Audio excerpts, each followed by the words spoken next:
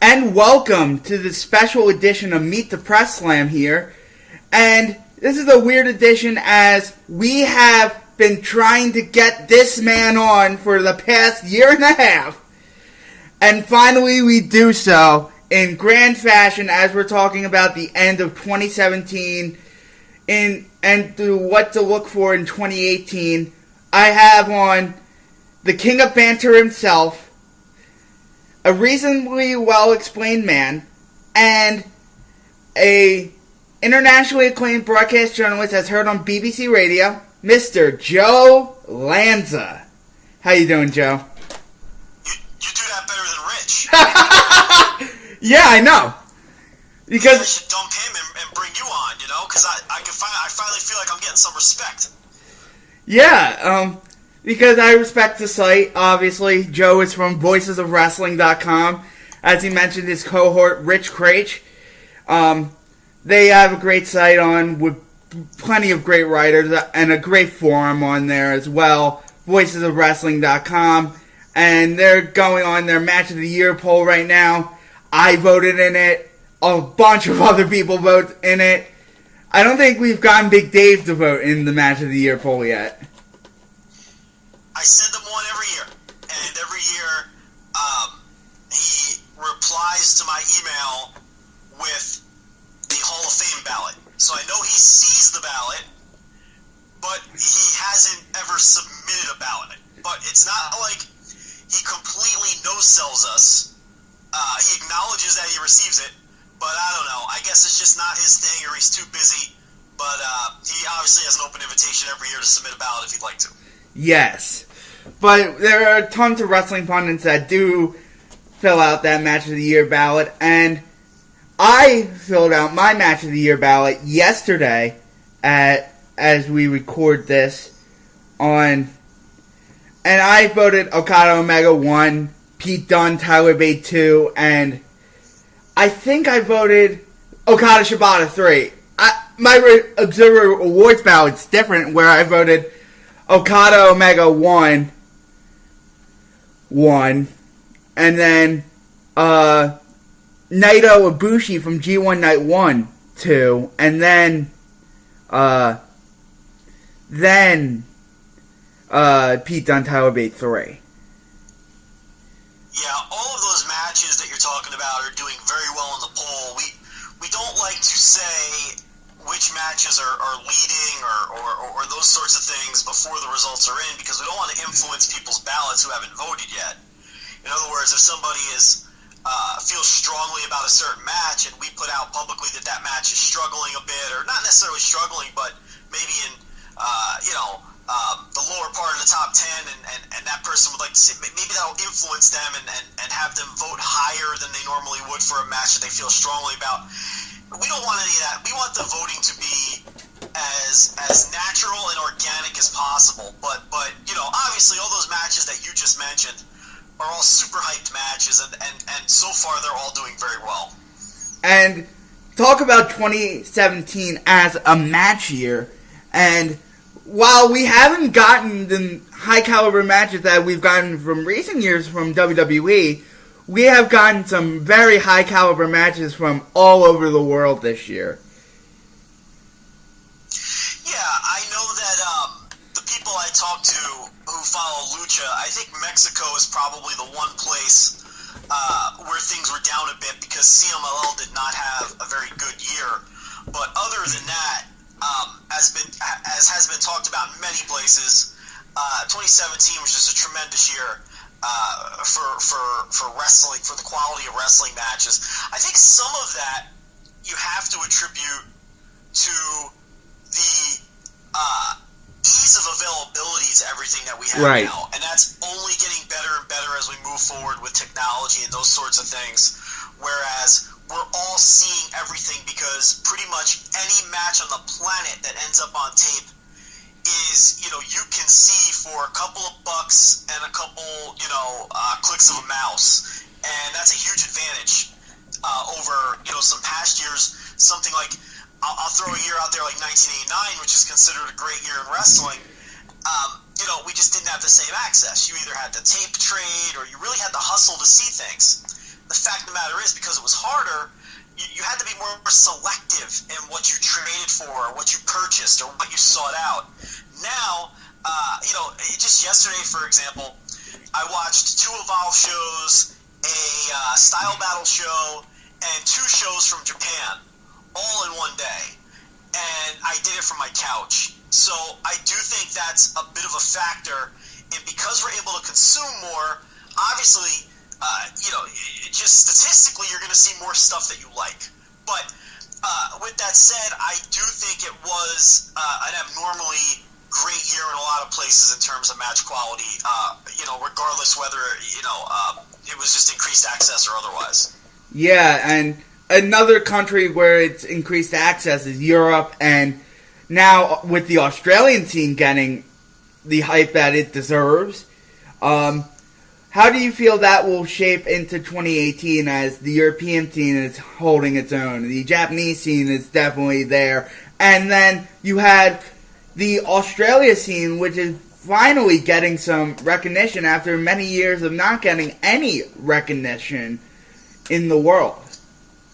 Well, I think that Australia, as long as people like Will Ospreay still believe in the scene and continue to travel down there to work shows, and there's every indication that he's going to continue to do so, that will put eyes on the scene. A lot of people didn't know who Robbie Eagles was until he faced Will Ospreay. A lot of people didn't know who Adam Brooks was until he faced Will Ospreay.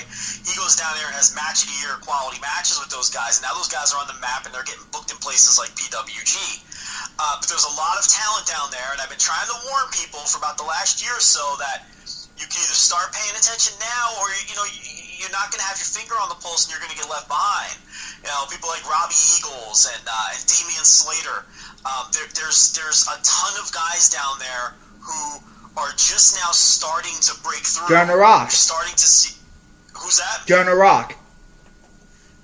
Yeah, Jonah Rock, absolutely. So it's like, these guys are starting to break through now, and there's others too. There's another wave behind those guys. So Melbourne City Wrestling does a great job, and now we see New Japan is running a 4-stop tour in Australia this year. So there's a lot going on down there. It's not just Australia, it's also New Zealand. Don't leave them out of it. It's that whole region, that Oceania region. And we've seen great talent come out of there over the last few years, whether it's your Jay Whites, your Bad Luck Fales, or the bevy of female wrestlers that are signed to NXT from both Australia and New Zealand. It goes on and on. So, that is a region to keep an eye on. Now, I don't think you're going to see the kind of breakthrough that we saw in Europe, a few years ago. They're not quite at that level yet, but they're getting there fast. So by 2019, 2020, I think it'll be a fully, it'll be a thriving and sustainable scene. That's the key. It's got to be sustainable. Right now, it's not sustainable. Even the bigger promotions aren't running anything close to the type of schedule that a Progress runs, or a Rev Pro runs, or a WXW runs. Once the scene can sustain itself, that's when I believe you'll see a breakthrough. Because a lot of these names now that are breaking through, they're going to move on. They're going to gain names, they're going to gain notoriety, and they will catch on, whether it's in Europe or the U.S. Indies or New Japan. New Japan is going to make a major play for a lot of the talent in Australia and New Zealand. They already have. They already have a pipeline there with your Bad Luck Fales and your Jay Whites and your Hanares.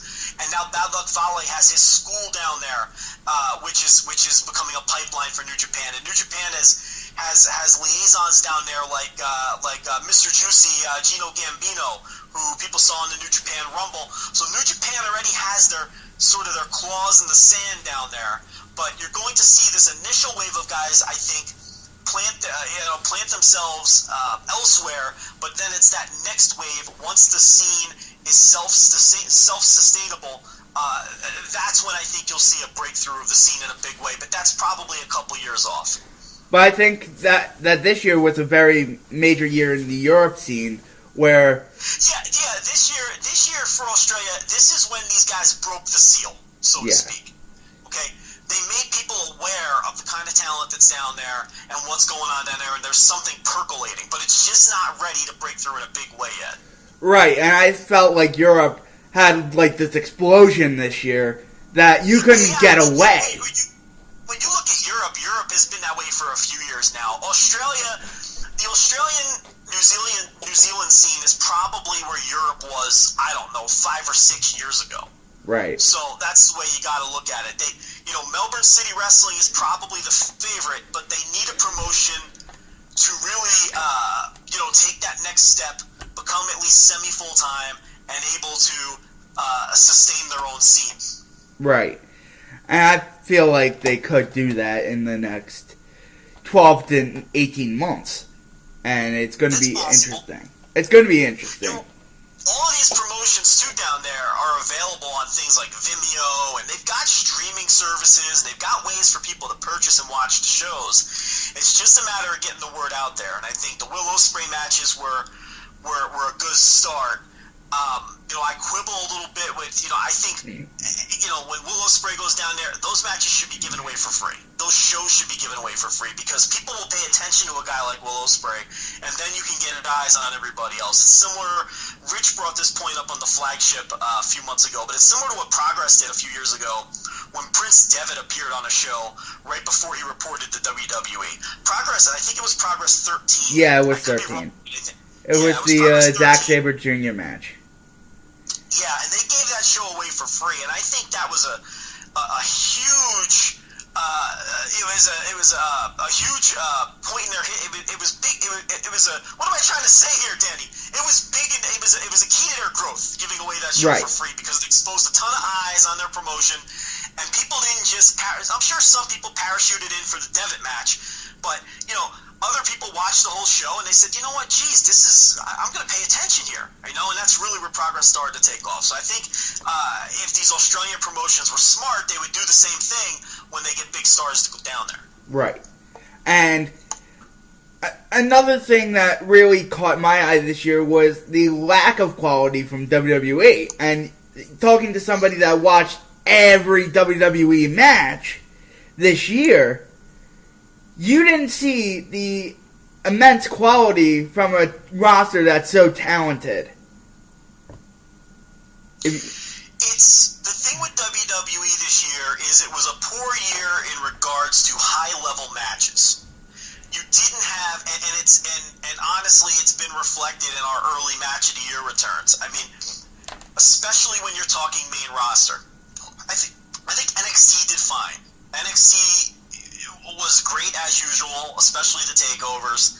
I think the UK tournament was very good, especially as they moved on into the later rounds. I think Pete Dunne did great things, but when you're Tyler Bate for that matter. But when you're talking the main roster, WWE proper, it was one of the poorest years that I can remember, at least in terms of since when I've been doing media. That in terms of match of the year caliber stuff. Now, in terms of overall, look, I rarely see WWE matches that are terrible. They really do have a solid roster. There's only a few people on their roster who I consider below average or poor wrestlers. And really the worst stuff this year that they had was some of the Jinder Mahal stuff I think would qualify as poor. No matter how people try to spin it, a lot of that stuff was poor. Right. But other than that, I mean, when you really watch that company, we're not seeing terrible matches. We're seeing a lot of average stuff. But I also think what hurts them is their shows, Monday Night Raw and some of the pay-per-views in particular, are just too long, and they're tiring, they're exhausting for the viewer, and there's a lot of malaise because the working style of everybody is so similar and those sorts of things. Monday Night Raw as a show is probably better than we give it credit for, but it's just so damn long. Who has 3 hours to devote every single week to it? And in a 3-hour wrestling show, not everything is going to land with a viewer. You're going to like some things, you're going to dislike some things. But if you see something that you dislike, it's going to, in the middle of hour one, it may turn you off to the rest of the show. You may flip over to Monday Night Football. You might put on a movie. You might take your girlfriend to the mall. So it's hard for a 3-hour show to not only hold your attention, but for you to enjoy I doubt there's anyone, well, I shouldn't say anyone, but there's very few people who probably sit down and enjoy the entire thing. It's just too long. But as long as television revenue is pulling the cart, they're going to do what USA says. Right. And that's another interesting angle this year. Is the USA deal up this year or next year?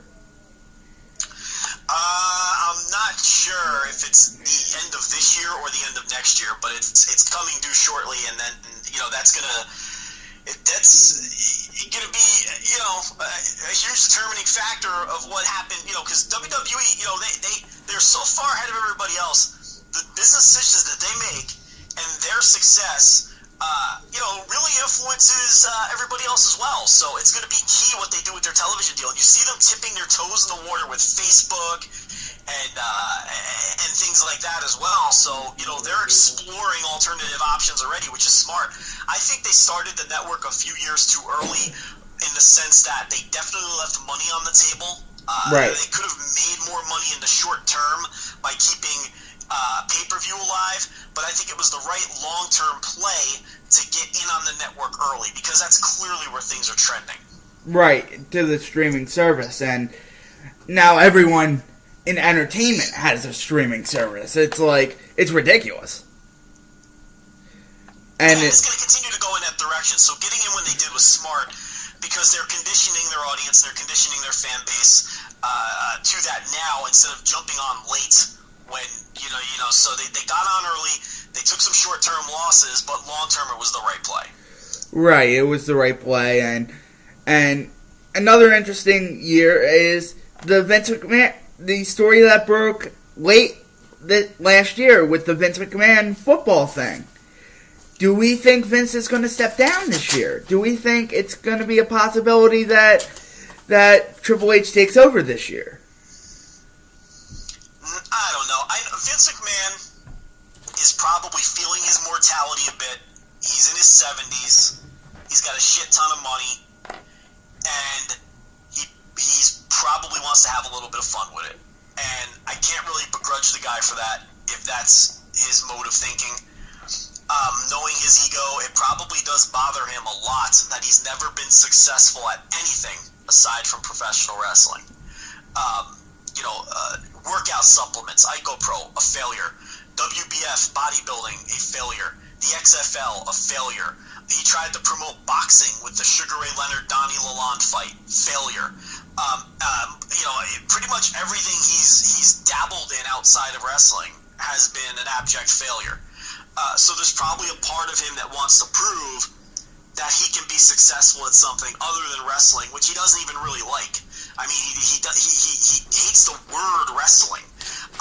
He famously has been trying for years to. He was trying to figure out a way to remove wrestling from WWE's acronym and think of another word to substitute for it. There was even word many years ago that he had kicked around the idea of trying to figure out how to present his product without actually having matches. I mean, the guy clearly doesn't like wrestling. It's just the family business that happens to be the only thing that he's successful at. So, you got a guy who's sometimes a billionaire, but many times over a millionaire, depending on where the stock sits on a particular day. And he probably figures he's got, 15, 20 years of life left tops. And he wants to have a little bit of fun with his money. I mean, that's the way I see it. So if this guy's passion is to own his own football league, and he's got the money to do it, more power to him. Who am I to tell this guy how to spend his money? Do I think it'll be a success? No. There's just decades of history of people trying to start up alternate football leagues that never works. Right. If he tries to stay in his lane and keep it small, maybe. But that's not the Vince McMahon way. This is a guy with a big set of balls, and he's going to want to go full throttle with it and make this something big and make this something. It is not going to work out. We all know it's going to fail, like the first XFL did. But it's his money to burn. Right, and it's just interesting to see Vince McMahon accepting mortality, basically, and saying that's just my speculation. I mean, for all I know, he thinks he's going to live to be 200. But I think that if you look at these billionaires and these extremely wealthy people, they always reach a point when they get super old where they get ambitious in weird ways. And I think that part of that is they know they can't take it with them. And it's their last chance to knock off everything on the proverbial bucket list. So a lot of people get very philanthropic, right? And they'll give a lot of their money away, and they'll start up charitable causes. A lot of people will start up wacky businesses or chase dreams like we see Vince doing with the football. But this is not something that's unusual when billionaires and wealthy people get older. So it doesn't surprise me that he wants to branch out a bit. And if you notice, he's starting up a separate company, the Alpha Entertainment thing. He's keeping it separate from the wrestling end, so the investors can't get wound up about it. So if it does fail, there's no liability on his children or the shareholders or anything like that. He's doing this on his own, and I think that's the right way to approach it. It'd be a hard sell for investors after the initial XFL failure anyway. So if it's his own money and it's his own little startup business, I say little, it's nothing that me or you will ever attain, but for him it's small time, then good for him. I don't see a problem with it. And if it drives him away from the wrestling side a little bit, I think that's a positive for every wrestling fan, because the WWE is certainly stale, in many ways. And I think that different people running the ship and a fresh set of eyes making the final decisions on some things, whether it's Triple H or whoever else, it cannot be a bad thing. Right, and it's interesting just to see that, see the direction shift a little bit. Do you think that direction will shift to I don't know how to find the word, but to a more audience-friendly wrestling? Or is it going to be more entertainment-based? We don't know what Triple H is. I think wrestling will always have ebbs and flows in terms of how they attempt to entertain people, and the key is to read what the audience wants. Right. That's really the key. So no matter what Triple H's vision is of what wrestling should be, he's gonna. It's what Vince always says. Vince says he listens to the audience. I think he truly believes that, even though I think it's a crock of shit. I think in many ways he bucks against his own audience and doesn't listen to the audience. But I do believe that he believes he listens to his audience. I don't know if the NXT old school studio model, which Triple H employs in Florida, will necessarily be the magic serum for WWE as a whole if it eventually takes hold, like a lot of people think or hope that it can be. We've seen some cracks in that. I mean, NXT doesn't draw on the road like it used to. No. The takeover events are not instant sellouts and do not sell out at all. I mean, the last couple have done poorly. In fact, I would consider those gates poor. So it's not as if that's the magic solution either. It certainly was successful for a few years, but I do think if NXT had pressure on it to deliver financially, which it doesn't, I think that it would be time where it would have to evolve a little bit. But if NXT is allowed to be a red mark on the ledger, then Triple H can do what he wants, sort of without judgment. But it's a different ballgame if he's running the entire ship. It can't be his little vanity model if it's not producing television ratings and drawing fans and siphoning network subscriptions and those sorts of things. Right now, NXT is good practice. But what I'm not seeing from Triple H is an adjustment to his philosophies now that NXT isn't the trendy instant sellout that it used to be. So I think that's an underreported story that a lot of people don't talk about, is NXT continues to produce malaise at the box office, and Triple H has done nothing to change the strategies. And is the big guy, is Vince McMahon looking at that? Is he paying attention? We don't know the answer to that, but it's interesting that Triple H has continued on this same course, even though it's sort of run dry. Right. And how do you feel WWE's future is? Do you think it will be successful within the next 10 to 15, maybe 20 years? I like to see what happens with the television deal, because that's going to determine everything. If they can't get a good television deal, comparable or better to the one they have, you're going to see sweeping changes in the company. You're going to see downsizing. It's inevitable. They can't carry this roster of 200 plus talents where a lot of them just sit on the sidelines, and it's a luxury that they will no longer be able to afford. I mean, that instantly would be a change that fans see right off the bat, where you're not just signing up every indie talent that walks in the room like they do now, and then just they either rot away in NXT, or they don't even make NXT television, or they're on the main roster doing a whole lot of nothing.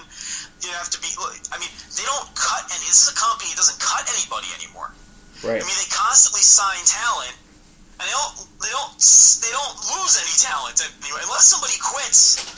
I mean, it's very rare that they cut talents. You know, when they cut Emma and a couple of other people late last year, it was the first time they had cut talent in many months, in almost a year or something like that. Whereas twice a year they used to do house cleaning. Right. But with the stock exploding and things going well and a solid television deal, they can afford to just hoard talent. And when you hoard talent, it keeps it away from everybody else, even though no one else is really nipping at their heels. It still, performs that function. If they get a poor television deal, they won't have that luxury anymore, among some other things. But that'll be the one that fans notice, for sure. Yes. And how do you see the New Japan expansion coming along? Do you think? Well, they're gonna keep moving along slowly the way they are. I think that Kadani talked about U.S. tours. They haven't approached anything close to a tour. They did 2 shows in Long Beach. They'll do 1 show in Long Beach again this year in a slightly bigger building. But they haven't gotten super ambitious with it yet. I do think that they are planting the seeds for further expansion by continuing to not only sign, but develop English-speaking wrestlers like Jay White. This Chris Jericho thing will be short-term, but was just a tremendous boon in attracting English-speaking eyes and WWE fans to watching Wrestle Kingdom at least. And then the idea is, okay, if you get 25,000 new people to sample Wrestle Kingdom, if you can keep, 8,000 of them around, that's a massive success. Right. Long term, on top of the short term success of just getting 25,000 additional people or whatever to pay for your service for a month. So they need to continue to collect and develop English-speaking talent, and then push those people when they do things in English-speaking countries like the United States and Australia. And those things include Kenny Omega, who's clearly, you talk about Tetsuya Naito and Kazuchika Okada in Japan, but Kenny Naito, I think, is clearly the most popular New Japan wrestler in the West. So, of course you make him your United States champion. Of course you build your United States shows around Kenny Omega and the Young Bucks and people like that. And you need to continue to develop those English-speaking wrestlers so that they catch on in the West as well. So they're playing 2 different games here. Right now they're juggling it well, balancing keeping the Japan business strong and continuing to grow while taking baby steps in the West. They haven't really tried to outkick their coverage yet. They're probably moving a little slower than most of us would like to see. But again, I think the theme here, like we talked about in Australia, is the long game. And you really have to, you got to keep your eye on the long game. It's really been the theme of 2017, is a lot of places you're playing the long game. Right, and the long game is a good game to play if you can afford to play the long game. And some companies can't afford to play the long game, like Impact, but there are some... I disagree with you there. I think the new regime with Don Callis, he flat out said in a media call, he's like, look, we're not going to make sweeping changes right away. We're not going to press a reset button automatically like everybody else did and insult our viewers who were loyal viewers and tell them what they were watching was shit. We're going to take a long game approach and we're going to make slow changes. Right. But the best thing that Don Callis said, in my opinion, was that Impact/TNA has to stop emulating WWE and stop pretending that they're competition for WWE and just do their own thing. And finally, someone who took over this company had the guts to come out and say that. Don't even worry about WWE. They're so far ahead that it's not even comparable. Okay? So just do your own thing and build your own viewership and stay in your lane and just chug along and do what's best for you and stop trying to emulate that company. And hopefully that results in production changes as well. I'm tired of wrestling companies patterning their television off of WWE television. I would like to see some fresh approaches. So Don Callis has been saying all of the right things. We'll see if he carries them out. Right, and it's gonna be an interesting year for a lot of companies, and it's gonna be an interesting year for wrestlers as well, because we have the All In. How do you think that's gonna impact wrestling? If the All In does well, and I suspect that it will, I think that it would be a very good thing for wrestling that a self-produced show without the benefit of any wrestling promotion can be a success and draw a five-figure five-figure attendance number. That would be incredible, and I'm really hoping that it's successful. And I would hope that, provided that they, put up a solid lineup of matches and deliver stars and things of that nature, that people support it. Because I think that it's important that there's different avenues to success for wrestlers other than the one avenue of signing with WWE, which is the goal for most wrestlers, as it should be, and I understand that. I don't begrudge anyone, but it shouldn't have to be the goal for everyone. And as we've seen for some wrestlers, it's not their goal. Cody Rhodes left on his own volition. The Young Bucks have no interest in going right now. And then I can go on and on. There were wrestlers 2 years ago in New Japan that turned down WWE offers and chose to stay with New Japan. These are all good things. Yes, I agree. The end game for everyone shouldn't be WWE. We've seen people choose Impact over the years because their schedule and things about Impact suited them. And, something like All In being successful can only help that and continue that and give people other options. Now, it'll probably spur copycats that fail. But, I won't begrudge anyone for trying. We'll laugh at them when they fall on their face, but if they have the guts to try it, good for them. Right, and I feel like this All In thing is going to impact the business in a huge way because what you said with the pulse of the wrestling industry going the way it is, these guys have stores and shirts in Hot Topic that are selling better than the WWE shirts. So what can they think if they can't do a 10,000 seat house? Yeah, look, if it's not successful, these guys are really putting their necks on the line because they talk a lot of shit and they're cocky, and if the show doesn't work, then there's going to be a lot of egg on their face. But I still give them a lot of credit for trying. It's a lot of guts to go out and try something like that. And they themselves set the bar at 10,000 fans. I mean, they didn't have to do that. I think if they would have ran a self-produced show and didn't set their own number, and they ran a 5,000-seat building like New Japan's running in Long Beach, and they filled it, we would all say that that's a success, right? I don't think anyone would say. WWE house shows aren't drawing 5,000 people these days. So if they were able to fill up a 5,000-seat small basketball college-sized basketball arena of 5,000 to 8,000 fans, I think we'd all praise it as a massive success. But they took it a step further and had the guts to say, we're drawing five figures. Right. So they're really putting their neck out, and I respect the fuck out of them for it. And I don't know if this is a family show, but I'm dropping F-bombs here. It's fine. For it. But, so we'll see what happens. But I wish them success. Despite the fact that Cody thinks that we hate him, we do not. I wish them success, and I hope it does well, because I hope all wrestling does well. Right. Because any wrestling that does well is good for everyone. We see All Japan making strides in Japan. We see Noah taking baby steps. Those are all great things. I wish the Big Japan over-the-top service was more of a success, but people have buried that because it just hasn't been good. DDT has new owners, and they have an over-the-top service, so it's good to see them doing well. I want to see everybody do well. Right. So do I, and I'm all about everybody doing well. I had 84 matches over 4 stars this year. How many did you have over 4 stars? It was ridiculous. I don't remember my number, but it was in the 200s or something.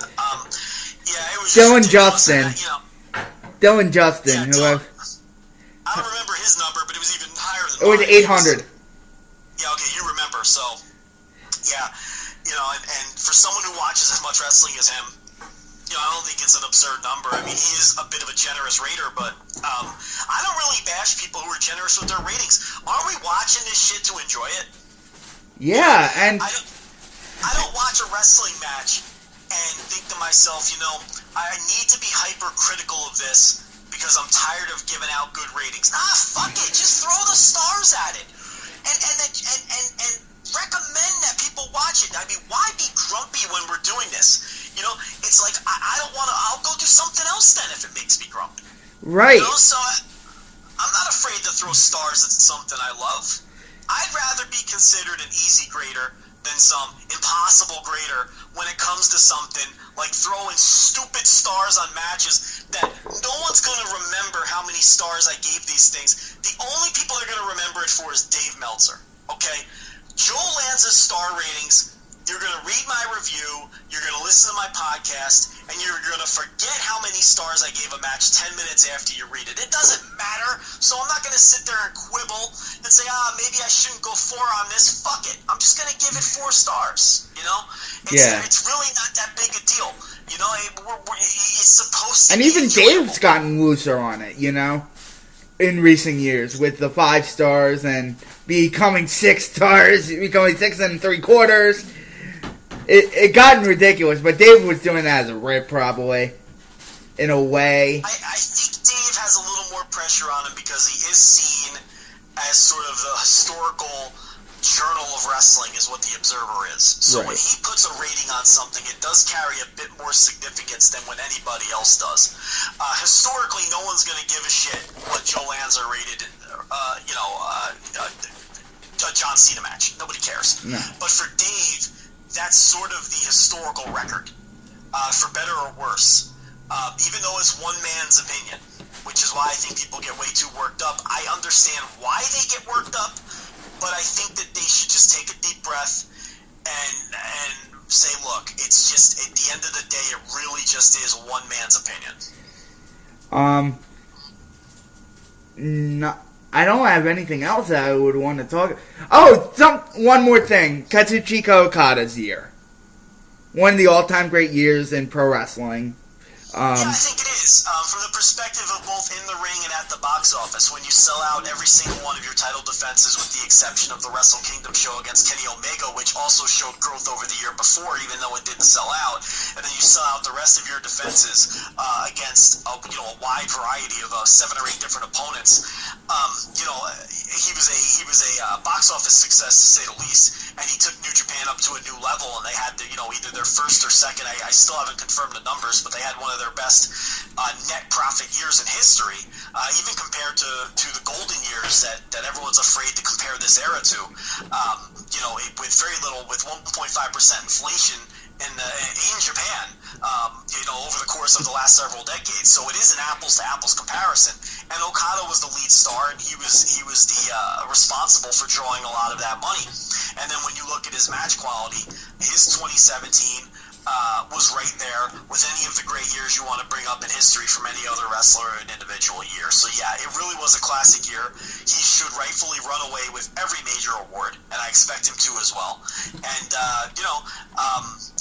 the train's still going. I mean, as we record this, he's got a new beginning match against a title defense against Sonata, who is hardly a major star or a big draw, and that show has already sold out. Right. So it just continues, and really this started before 2017. It was the really mid-2016 where Okada really took off in terms of drawing at the gate. It was from the G1 onward where everything he headlined was a sellout, with the exception of Wrestle Kingdom as the only blip in the screen. And again, that showed growth over the year before. So by really any measure, it was a historical year for Okada, and one of those years that you just added to the pantheon of great years in pro wrestling history. And really, because he did it on both ends of the both ends of the stick, both ends of the candlestick. I don't even think that's a real phrase. Because he did it on both ends of the stick. You could even say it was better than something like Ric Flair's 1989, because as great as Ric Flair was in the ring and on his promos and with his great angles and those sorts of things with Terry Funk and Ricky Steamboat and all those guys in 1989, what people forget is the Ricky Steamboat-Ric Flair feud was a dud at the box office and did not draw money. And they had to pivot off of that. And actually, they had to turn Ric Flair babyface and pivot him into the feud with the heel Terry Funk to try to turn things around. You want to talk about Bryan Danielson since 2006. Again, Bryan Danielson was every bit as good bell to bell in 2006 as Okada was in 2017. The problem was, I don't think he headlined a show that drew, 2,000 fans. And probably only headlined one or two that drew four figures. Maybe he had a couple Hammerstein shows. I don't even remember off the top of my head. But most of the shows that Daniel Bryan headlined that year for Ring of Honor, drew 400 or 500 people. So, again, you're comparing apples to oranges from that perspective. So, really, when you're taking everything into consideration, this really is a top 0.01% type of year that Okada had in the history of professional wrestling. Right. And you figure Okada's not going to stop in 2018. And you figure it might be the same line as the Wrestle Kingdom 9 story with Okada. In a way. With Naito waiting in the wings. Possibly. I mean, I thought they'd put the title on Naito, and Naito's 2018 would be comparable to Okada's 2017. I thought they set the table for that, but they've got different ideas. It looks like they want Okada to chase Tanahashi's defense record. He's got a couple more to go, and then we'll see where we go from there. I don't know. I think the booking decisions at Wrestle Kingdom were questionable, but because the booking has been so great in New Japan, because Gato has been such an exceptional booker since 2012, since 2011 really, they get the benefit of the doubt when they make questionable booking decisions, and they get the benefit of letting it play out because they've earned that. Right. So we'll see in 6 months, we'll see in a year where the company is. The very, very shortest terms returns look good with Okada selling out against Sonata. That tells me that fans have not simply rejected the booking choice to not go to Naito. The fans are not tired of the Okada title run like a lot of people want you to believe. Those things are false, at least in the short term. Will they tire of Okada eventually? It's possible, but we just have to wait and see. Right. Joe, where can people find you on Twitter and on the social media realm? And where can they find your writings and your findings? At Voices Wrestling is the Twitter handle.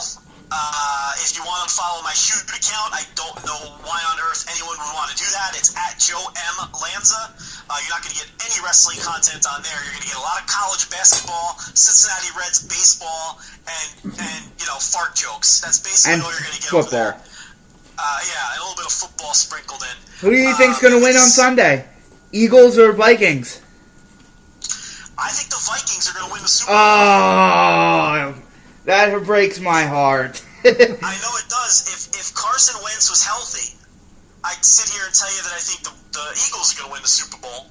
But Nicky Foles? I think the Vikings have an exceptional defense with incredible athletes on the defensive side of the ball. I think Case Keenum is better than people think. And I feel like they're the best team standing. I think they'll beat New England in the Super Bowl.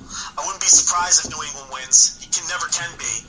But if Wentz was healthy, though, I think clearly the Eagles were the best team in the league before he went down. I think Carson Wentz is not a good quarterback. I think Carson Wentz is a great quarterback. Yes. And I think that if the Eagles get knocked off on Sunday or if they lose in the Super Bowl, I think losing Sunday would be disappointing for Eagles fans. I think losing in the Super Bowl, you could almost accept it without Wentz and chalk it up to, this was still a great year. We got to the Super Bowl with our backup quarterback, and we've got Carson Wentz for the next 15 years. Right. You know what I mean? You can live with it. You can look at it as a step. I mean, you can't really complain if you lose in the Super Bowl to Tom Brady with your backup quarterback. about it. Right. You can't really complain. We can't complain if it's Blake Bortles, though. You can complain if you lose the Bortles, and you can complain if you lose to the Vikings at home this week. I agree with that too. But I think if they get to the Super Bowl, they're playing with house money, right. Especially if they play against Brady. But anyway, at Joe Lanza for the shoot account, at Voices Wrestling for the wrestling content, voiceswrestling.com to find all of our podcasts. We got about 12 different podcasts now on the network. All of them are different. All of them give you a different perspective. And then, of course, if you enjoy the flagship, we now have a subscription tier, which you can find on Patreon, Voices of Wrestling. I gladly subscribe to. I gladly subscribe. Go to Patreon and search Voices of Wrestling. I don't know the exact URL, but I think it's patreon.com/Voices of Wrestling. I think it is. Thank you, Danny.